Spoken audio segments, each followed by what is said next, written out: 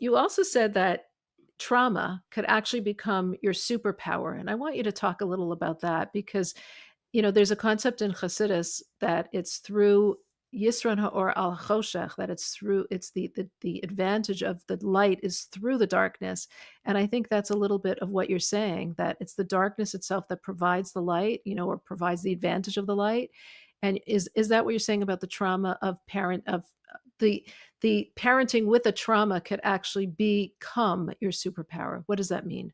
So I don't it's not only parenting, it's really all trauma is your superpower in many Right. ways. I think the idea is that, look, if you think about trauma, what's trauma really? It's an instance of learning that is extremely effective, right? And when we're traumatized, a trauma app in our brain is born, and the trauma app exists to sort of keep us alive. And it's going to do whatever it takes. It's going to co opt every psychological resource we have to keep us alive, which means it's going to teach us some very good skills. So, for example, if somebody's badly bullied and maybe being raised by a stepmom who's, critical, she might learn to be a people pleaser. In order to be a Mm, people pleaser, she might really learn how to read other people's faces and body language. She can read a mhm, room and a situation way before anybody else has figured out what's going on, right? Now, if you can co-opt that, if you can continue to have that wisdom of being able to read a room and really resonate with what other people are feeling without being trapped by the need to fix it, you have a superpower there, right? mm, You've trained mhm, yourself into a skill, a perception that other humans just don't have. That's what a superpower is.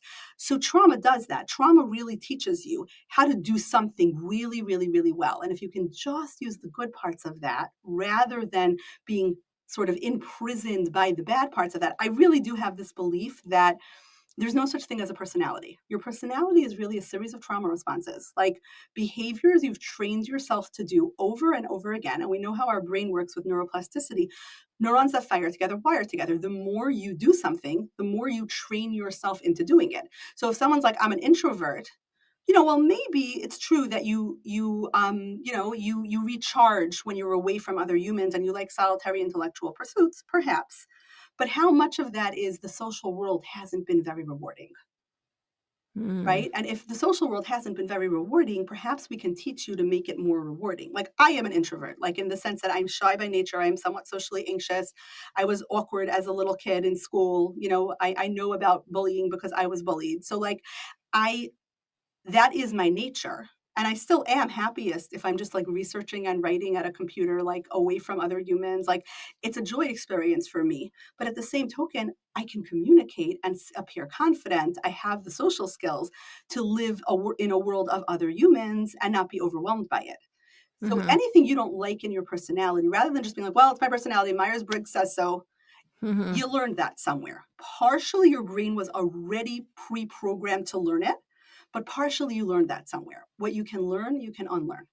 What mm. you can learn a new lesson for, right? And that's what therapy is, right? We relearn. But it just seems like you're not saying to unlearn it, you're saying to learn how to use it in a great way, like you're using it as your superpower, so you can now use that for tremendous great things. Well, unlearn that it's an emergency and you must do this every Ah, single okay. time, right? So Right. your boss tells you, "Oh, can you please stay late and do this?"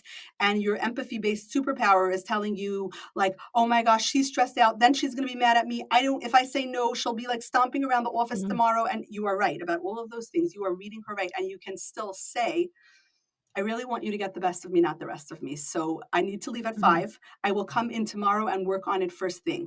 Or mhm, I could stay another hour, but I am going to have to be paid time and a half because I need to pay a babysitter for that extra hour. Whatever you're going to say, you can use that superpower. You can say it kindly. You can be like, I see you're so stressed out about this brief that you need.